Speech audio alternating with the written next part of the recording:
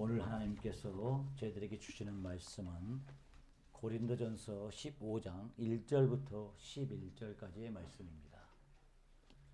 고린도전서 15장 1절부터 11절까지 우리 함께 교독해 가겠습니다. 먼저 1절 말씀 제가 받들어 봉독합니다.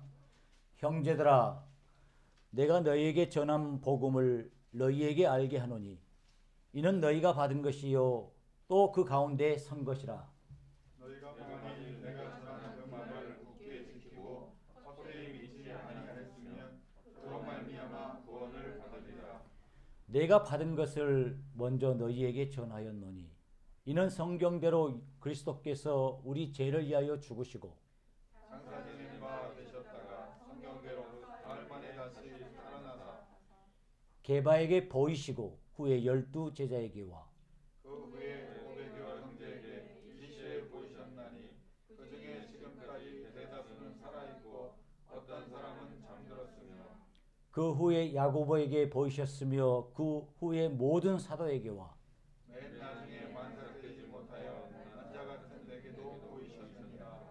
나는 사도 중에 작은 자라. 나는 하나님의 교회를 박해하였으므로 사도라 칭함 받기를 감당하지 못할 자니라. 그러나 내가 나는 것은 하나님의 은혜로 된 것이니 내게 주신 그의 은혜가 헛되지 아니하여 내가 모든 사도보다 더 많이 수고하였으나 내가 한 것이 아니요 오직 나와 함께하신 하나님의 은혜로라. 함께 읽겠습니다. 그러므로 나나 그들이나 이같이 전파하며 너희도 이같이 믿었느니라. 아멘. 우리 옆에 있는 분들과 함께 인사하겠습니다. 주님의 평화가 함께 하시길 바랍니다.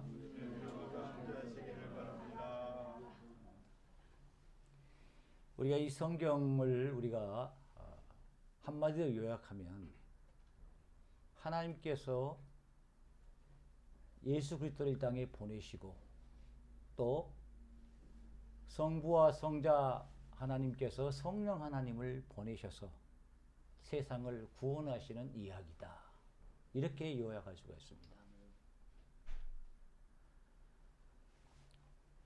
하나님께서 세상을 사랑하셔서 성자 예수 그리스도를 보이셨습니다. 보내주셨는데 구체적으로 우리가 볼 수 있도록 보내주셨습니다.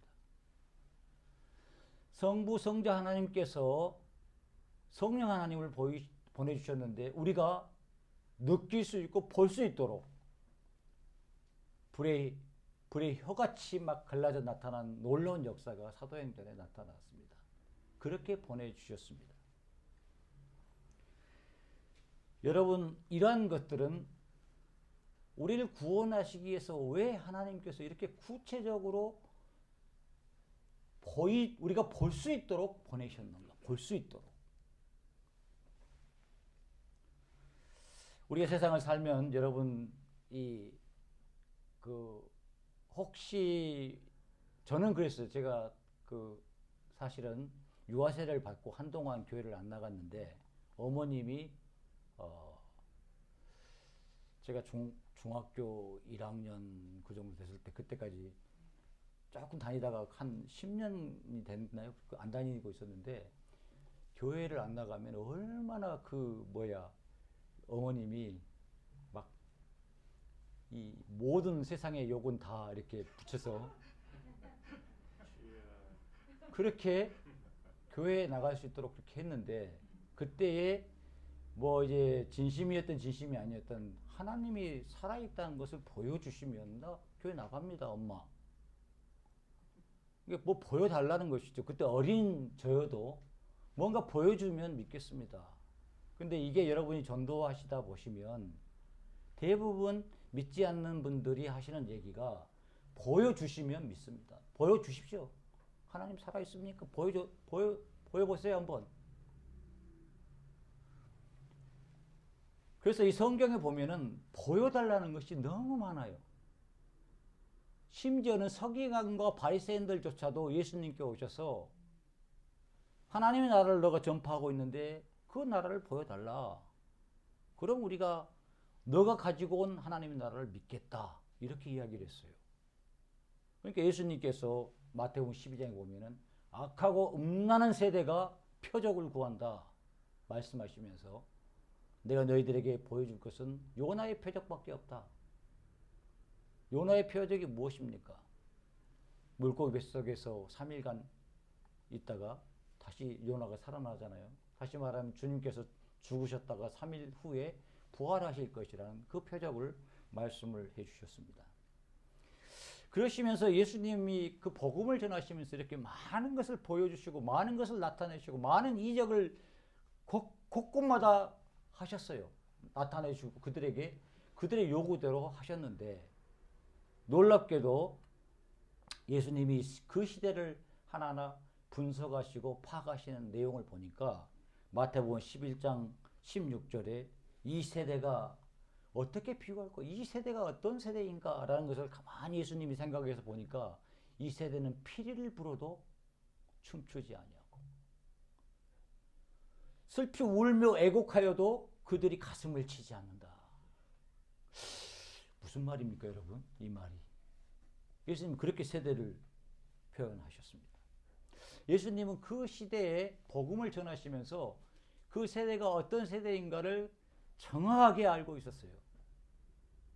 왜냐하면은 하나님이신 예수님이 우리 완전한 인간으로 오셔서 세상에 돌아가고 있는 모습들을 예수님은 완전히 알고 있었기 때문에 아버지 성부 하나님과 이 세상 우리와 연결할 수 있는 가장 완전한 퍼펙트한 모델이 바로 예수님이셨기 때문에 그래서 이 히브리서에 보면은 예수님은 우리의 모든 연약한 것을 몸소 겪어서 아신 분이시다라고 이렇게 표현을 하고 있습니다. 체휼하신 분이시다. 우리의 연약한 것을 다 알고 계신다 이 말이에요. 그런데 그 예수님께서 세대를 보니까 이 세대가 피를 불어도 춤추지 않고 다 보여줬어요. 세례 요한 얘기하면서 한 얘기입니다. 세례 요한이 목을 침을 당하잖아요. 그래서 그 헤롯의 그 딸이 이렇게 춤을 춰가지고 결국 그 헤롯의 목을 갖고 갔는데 주변에 그 세례 요한의 그 설교를 들으면서 회개했던 많은 사람들이 가슴을 치고 통곡하면서 뭔가 조금 해야 될 텐데 애곡하지 않아요. 가슴을 치지 않습니다. 너무 그 시대를 그렇게 봤어요.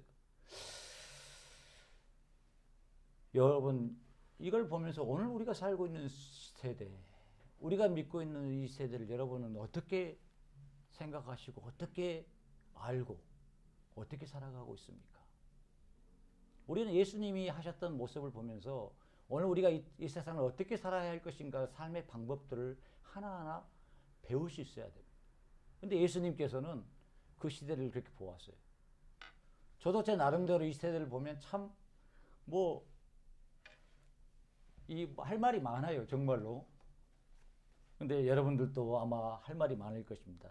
자기가 보는 세대, 내가 살아가는, 내게 주어진 인생의 시간이 어떤 사람은 70, 80, 어떤 사람은 50, 어떤 선교사님은 60 이렇게 그 삶의 시간들을 하나님께서 우리에게 주셔서 그 짧은 시간을 살아가는데 그 시간 가운데서 내가 세대를 느끼고 이 세대를 껴안고 가는 그 세상이 어떤 세상인가 이걸 아는 건 매우 중요합니다.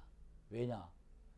그게 바로 내가 하나님과 세상을 연결시켜 나갈 수 있는 하나의 에이전트로서, 하나의 중개자로서, 그리고 하나님부터 나와서 하나님께 돌아가는 그 사람으로서 우리의 삶의 길이기 때문에 그렇습니다.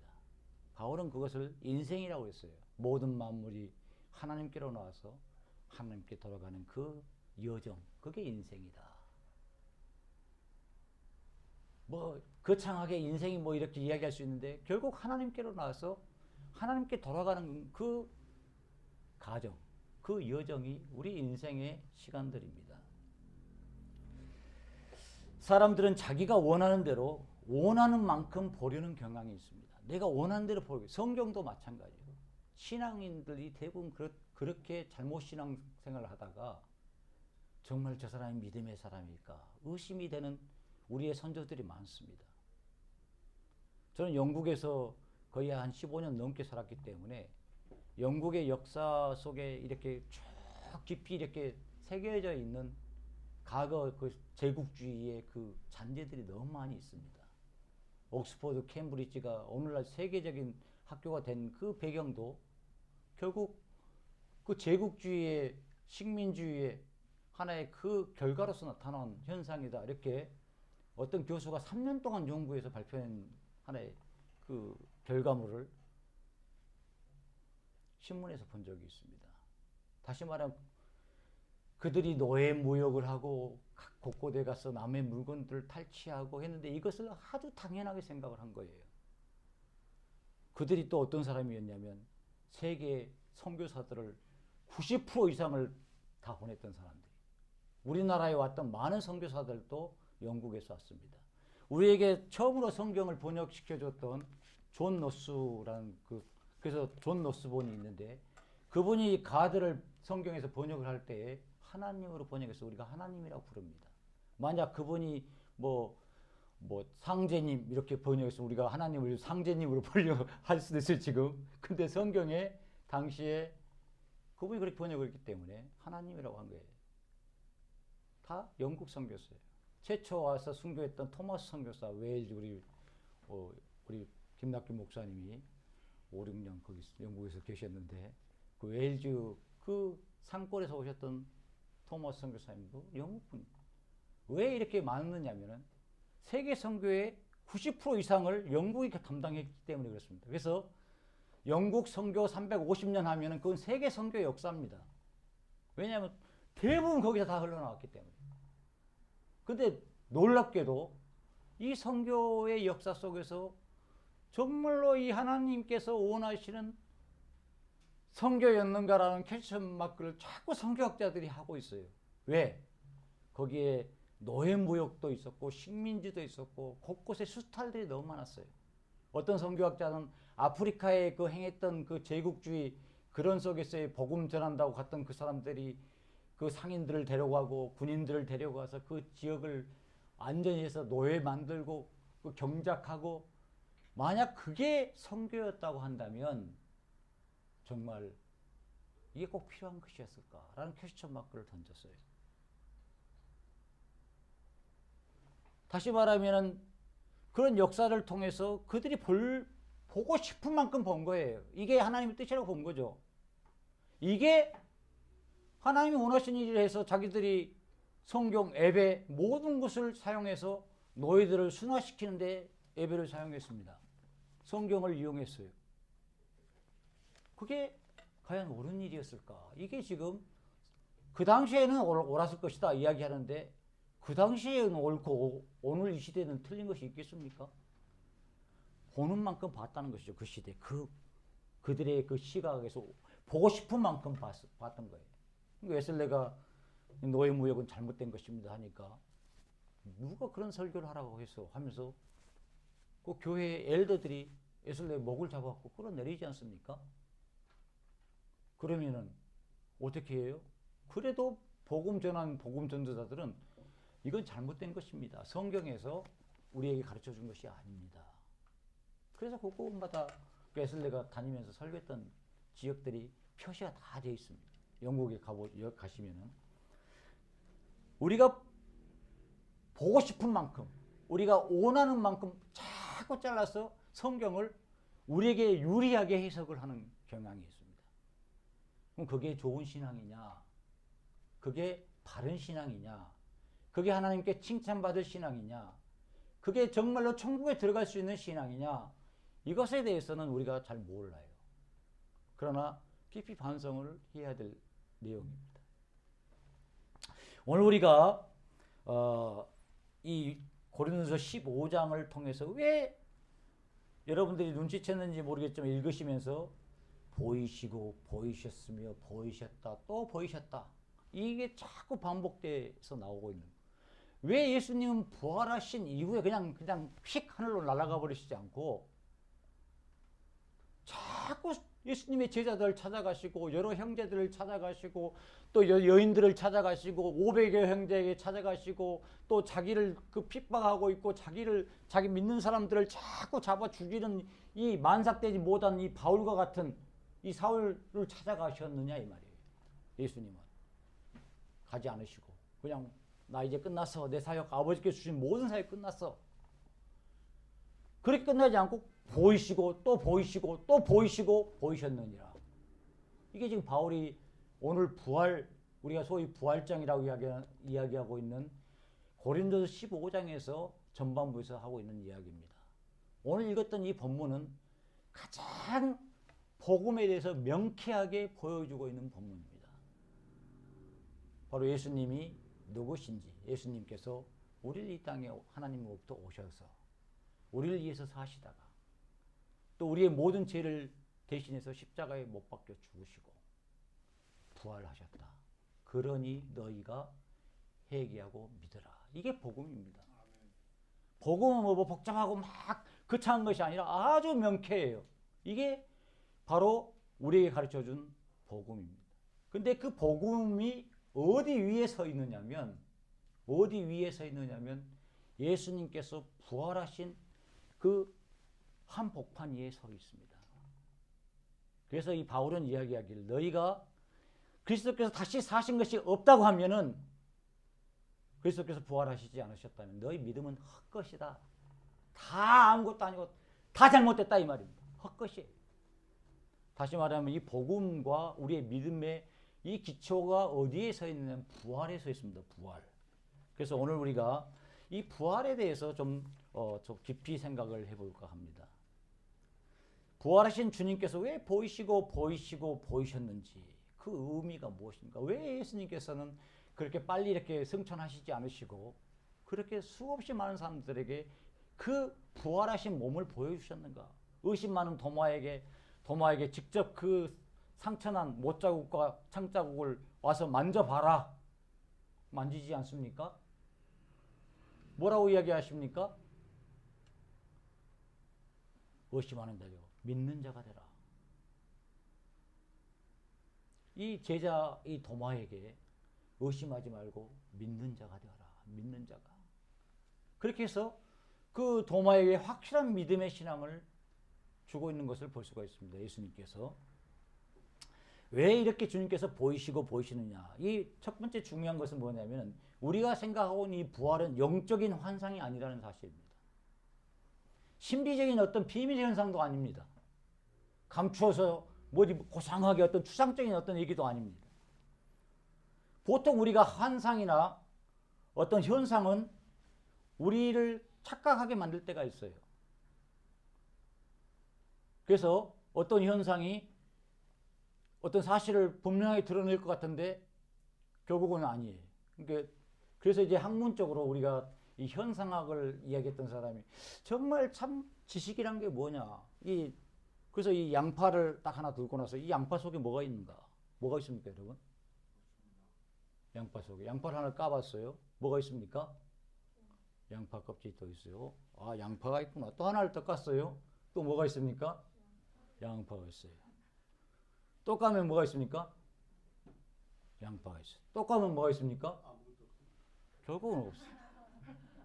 그래서 이제 후설이 양파 이야기를 통해서 양파 속에 이게 가지고 있는 속 안에 있는 것이 정말 있는 것이 뭐냐 보니까 아무것도 없는 거예요. 근데 우리 눈에는 양파 속에는 양파가 있다고 생각을 하는 거예요. 이게 이제 우리 눈의 이 착시 현상이라고 보통.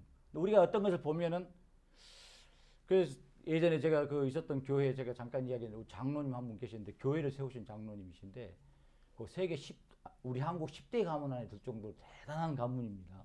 근데 이분이 무슨 은사를 갖고 있냐면 투시 은사를 갖고 있어요. 그래가지고 어떤 그 부흥사 가서 막 설교를 하면 분명히 부흥사가 분명히 보니까 이 장사꾼 같다 하면 나중에 보면 장사꾼이 돼 있대요. 그래가지고 자기는 너무 놀라워가지고 이 하나님 왜 이런 은사를 주셨는가. 그 장로님이 앉아있을 때 설교할 때는 늘 두려워요. 저 사람이 어떻게 나를 보고 있을까. 이게 선글라스 끼고 안 보게. 예. 근데 우리가 어떤 현상들은 이렇게 자꾸 우리 신앙을 오해하게 만들기도 하고 조금 자꾸 애곡시킬 수도 있어요. 보이는 것은. 그런데 이 부활을 예수님께서 한 번 보여주시고 또 보여주시고 또 보여주시고 또 보여주시고 계속해서 이렇게 보여주신 것은 너희들이 신앙 믿음을 가질 때 부활의 확실성 위에 신앙을 가져야 된다. 제가 여러분 그 교육전사를 상당히 오래 했는데 우리 김낙규 목사님은 그런 거 별로 하지 않고 담임 목사만 많이 했는데 저는 교육전사를 그 20년 넘게 했어요. 세상에 그렇게 많이 한 전사가 있을 것 같아요. 근데 얘들한테 물어보면은 제가 그 쭉 지나오면서 부활을 믿느냐, 다 예수님 믿으면 구원받으니까 다 믿는데 부활을 믿느냐 해서 전사님 무슨 부활이 그렇게 죽었다가 어떻게 살아난다는 말이 안 믿는 애들이 많아요. 놀라운 일이죠. 예수를 믿는데 부활은 안 믿어. 그런 애들이 많더라고요. 그래서 이게 걔들 사고 이 정신 세계 속에서는 그럴 수도 있겠구나. 그걸 이해를 하기 시작을 했어요. 예수를 믿는데 죽었다가 다시 살아나는 것, 이건 믿을 수 없다. 근데 놀랍게도 우리가 믿는 것 같은데 실질적으로 우리가 죽은 다음에 부활할 것이라고 믿지 않는 사람들이 있어요. 참 그게 이제 믿음이 참 믿음인지 거짓 믿음인지가 구분되는 장면이죠. 우리가 이 세상을 살면서 어떤 환난이나 어떤 어려움을 당해도 기쁨이 있는 것은 부활이 있기 때문에 그렇습니다. 기껏 해봐야 내가 죽는 것인데 뭘 두려울 것이 있겠어요. 당당하게 나갈 수 있습니다. 마가복음을 우리가 이 비밀 현상, 다시 말하면 메시아 비밀 현상이 있는 책이다 그렇게 이야기를 해요. 그런데 예수님께서 계속 알리지 마라. 나중에 너 집에 있어라. 이렇게 얘기를 쭉 하다가 그 비밀 현상이 확 열어지거나, 다시 말하면 내가 죽을 것이다. 이제 앞으로 어떻게 될 것이다 하는 인생의 어떤 청사진이 완전히 드러나고 나서는 그때부터는 모든 것을 다 오픈해가지고 이야기하기 시작합니다. 무서울 것이 없어요. 막 전진해 나가는 예수님의 모습을 보면은 그 어떤 누구도, 그 어떤 총칼로도, 그 어떤 십자가로도 예수님을 막을 수가 없었어요. 왜냐? 이미 비밀이 오픈되어 있고 앞으로 세계가 어떻게 되어야 할 것인가를 예수님은 그 세계를 향해서 가고 있기 때문에. 그래서 먼저 우리가 보이시고 또 보이시고 또 보이신 것은 믿음의 이 부활의 확실성이 너희 믿음을 시작해라 이거예요. 이게 신앙에 있어서 매우 중요한 사실입니다. 그래서 예수님은 부활하신 후에 휙 승천하지 않으시고 계속해서 보이시고 또 보이시고 나타나신 것입니다. 그럼 여러분, 우리가 어떻게 이 보이시고 보이신 이 예수님을 우리가 어떻게 확실하게 나의 믿음의 주요, 나의 신앙의 표대로서 삼고 그분을 향해서 나갈 수 있겠습니까? 여러분, 우리가 세상을 살 때 우리를 가르치는 세계관들이 있습니다. 다시 말하면 예를 들어서 바울은 이야기하기를 사망이 쏘는 것이 무엇이냐. 사망이 사람들에게 악노릇하면서 쏘는 것이 있어요. 그건 죄라고 그랬는데, 이 사망이 쏜다는 것은 뭐냐면은 사망이 사람을 마음대로 컨트롤하고 그 세계관과 가치관과 그의 모든 것을 좌지우지하고, 이게 마지막 뭐가 되냐면은 표대, 모든 것을 판단하는 기준점이 되는 것이 뭐냐면 죽음, 사망이 되면은 결국은 어떻게 됩니까? 그렇게 되면은 부활을 향해서 넘어갈 수 없어요. 죽음 넘어갈 수가 없습니다. 근데 놀랍게도 우리가 세상을 살아가면서 이 죽음이라는 것은 너무너무 우리에게 큰 왕이 되어 있습니다. 믿음을 가진 사람도 마찬가지예요. 그래서 두렵습니다. 죽음이 우리를 마음대로 이리저리 막 흔들어 대는 것 같아요. 근데 이 바울은 이야기하기를 사망이 쏘는 것이 무엇이냐. 죄와 우리 인간의 그 죄, 이러한 것들이 사실은 쏘는 거라 이 말이죠. 우리를 그 아래 복종시키고 폭군처럼 막 마음대로 여기를 벗어날 수 있도록 할 수 있는 것, 사망의 종로에서 우리가 벗어나게 되면은 여기를 어떻게 벗어나느냐 이거죠. 어떻게 우리 안에 부활의 생명이 우리 삶의 지표가 되고 부활 예수님께서 우리의 능력이 되고 부활의 어떤 그 가치관이 내 삶의 가치관이 되는지, 이게 우리가 이 확실성 서가, 부활의 확실성에 서가는 가장 중요한 하나의 이 질문이고 과제입니다. 그게 뭐냐? 그게 오늘 성경에서는 믿음이라고 했습니다. 믿음. 여러분, 사실 이 믿음에는 우리가 옛날에 영어의 앙도, 수학의 앙도 그런 얘기 있었지 않습니까? 그렇죠?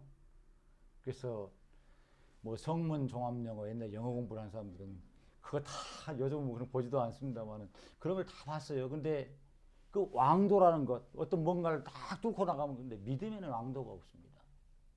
믿음에는 한꺼번에 된 수가 없어요. 예수님의 제자들 믿음이 좋은 것 같죠? 3년 지난 다음에 보세요. 어떻습니까? 왕도가 없습니다. 흔들거려요. 막 바람에 흔들린 갈대처럼 왔다 갔다 하는데, 그래서 이 믿음은 서서히 커가는 거예요. 서서히. 그래서 이제 우리가 믿음이 커가기 위해서, 그래서 교회가 있는 것입니다. 교회를 등한시하고 성경만 막 열심히 보고 막 해나가면 신앙이 좋을 것 같은데, 그 사람을 사람 있는 곳에 갖다 던져놓으면 믿음이 없어져요. 여러분, 역사 속에서 교회가 좀 잘못한 일 많아요.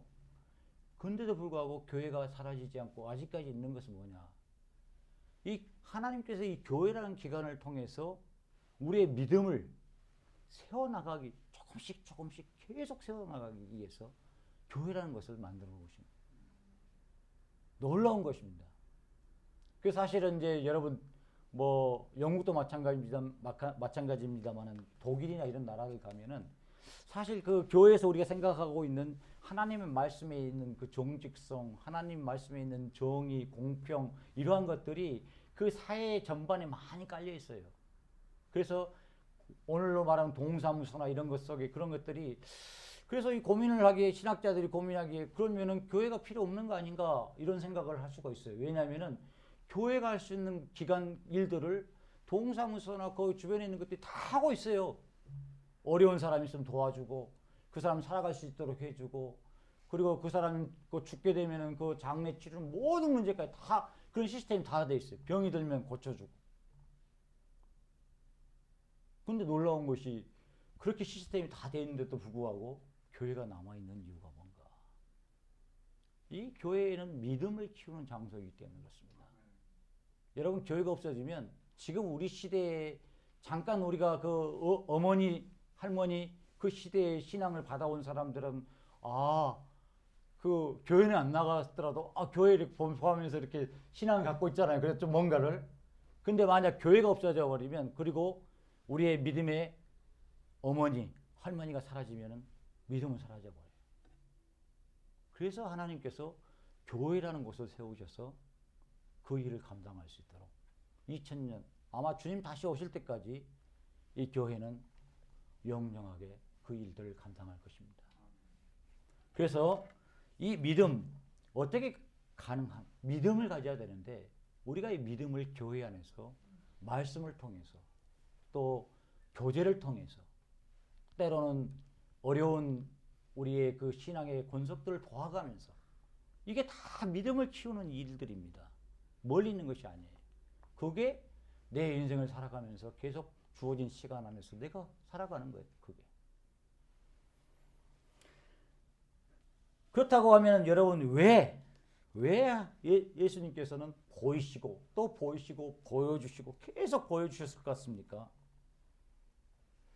우리가 이 성경에 보면은 예수님께서 어렸을 때부터 보지 못한 소경이 주님을 찾아와서 내 눈을 좀 띄워주십시오, 이렇게 간절하게 간청할 때가 있었습니다.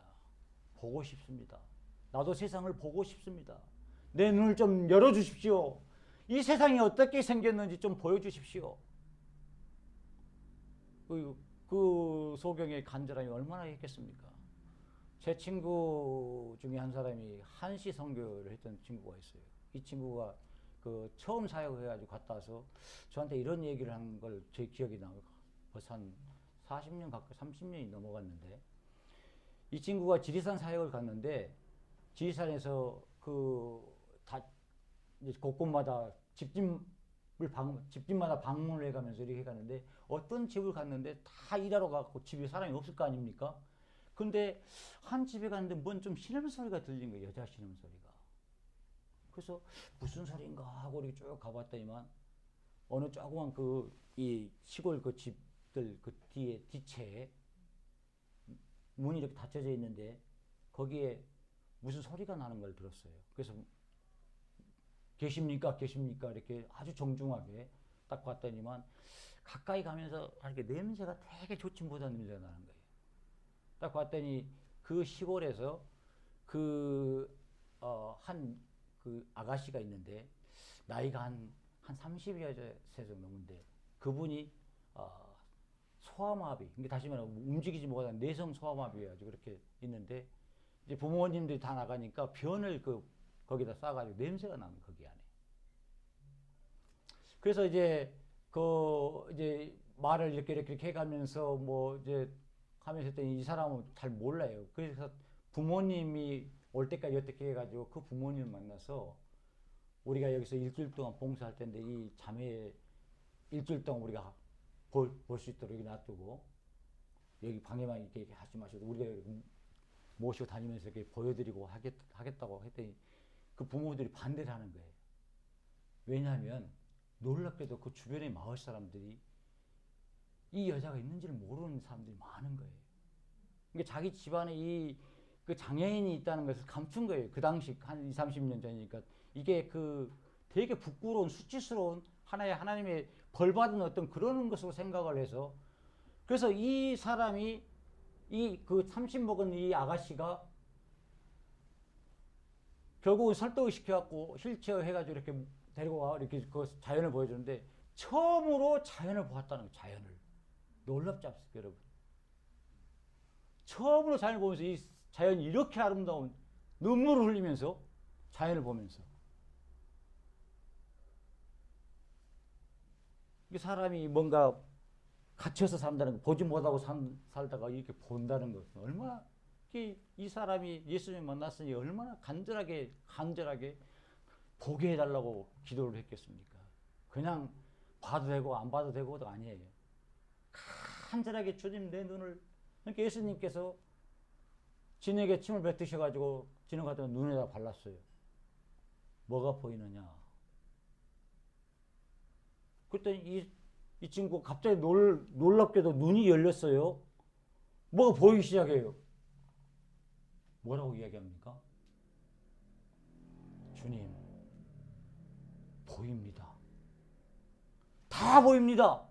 그렇게 한 게 아니라 주님 보이긴 보이는데 무슨 막대기가 걸어가고 있는 것 같습니다. 그러니까 뭔가 조금 제대로 보지 못하고 있는 거예요. 그러니까 예수님께서 다시 재차 안수하시고 또 물어봐요. 그 좀 더 명확하게 보고 또 물어봅니다. 그래서 완전히 보이게 하시고 예수님께서 나오시는 장면이 우리가 이 복음서를 보면 알 수가 있어요. 그러니까 이 보는 것, 우리가 보았을 때에 보이고 계속 보여주시는 것은 정확하게 보는 것이 중요한 것입니다. 우리가 이 기독교를 아는 것, 교회를 아는 것, 하나님을 아는 것, 정확하게 아는 것 중요합니다. 어설프게 알면 이단이 될 수 있어요. 그리고 어설프게 막 이야기하면 또 그게 맞는 것 같다고 그 교주들한테 이리저리 끌려다니는 사람들도 많아요. 한국은. 참 세계에서 아마 교주들이 가장 많은 나라 중에 하나가 우리나라가 아닌가 싶어요. 그렇게 혹 근데 우리가 정확하게 하고 정확하게 보기 시작하면은 우리가 이렇게 혹하지 않습니다. 성경 진리를 정확하게 아는 것. 그래서 예수님께서는 보이시고 또 보이시고 또 보여주시고 정확하게 알아요. 정확하게 더 가까이 하나님을 더 알아. 이걸 위해서 보여주신 것입니다. 그래서 그들이 더 정확하게 보이면서 확실한 믿음 안에 갈 수 있도록 예수님께서 오늘 부활하신 이후에 보이시고 보이셨다. 여러분 그렇다고 하면은 마지막으로 우리가 예수님께서 보이시고 보이시면은 그러면 그 사람의 삶이 그런 믿음을 가진 사람의 세계는 어떨 것 같습니까? 만약 우리가 그런 믿음을 가졌다고 한다면 어떤 신앙의 모습을 가질 수 있을 것 같습니까? 오늘 한국교회가 정말로 그런 주님을 정확하게 부활하신 주님을 알고 가는 그런 한국교회가 됐다면 어떤 모습일 것 같습니까? 지금 이 모습일 것 같습니까? 참 이걸 우리가 주님 그렇습니다. 이렇게 좀 힘주어 우리가 긍정적으로 답할 수 있어야 되는데 참 부끄러워요. 특별히 목사로서 더 부끄럽습니다. 왜냐하면은 정말 부활의 믿음 위에 확실하게 교회가 서 있는가? 정말로 믿음의 성도들이 부활 신앙을 가지고 그들의 믿음의 시간들을 갖고 있는가? 이 질문을 했을 때는 참 답하기가 쉽지 않습니다. 아니 좁혀서 내 자신에게 돌아오면 내 자신에게 물어봅니다. 너 그렇게 살고 있냐? 정말로 그런 믿음을 갖고 있을까? 내가 부활의 그 신앙에 확고하게 서서 정말 내가 주님 앞에 갈 때는 그런 확실한 믿음 위에 마지막 숨을 마지막 거두는 그 순간엔 그 믿음을 가지고 그 확실한 그 믿음 위에서 내가 주님의 십자가를 붙잡을 수 있을까 하는 질문을 하는 것입니다. 정말 우리가 그 보이시고 또 보여주셨던 그 부활하신 주님, 그 생명의 주님을 우리가 모시고 살아간다고 하면 지금 이런 삶은 아닐 것 같습니다. 분명한 것은 지금 우리 이런 신앙생활은 아닐 것 같아요. 그래서 주님의 은혜 안에서 우리가 바라기는 이 부활 믿음 속에서 주님을 온전히 의지하면서 살아갈 수 있는 저희들 되시기 바랍니다.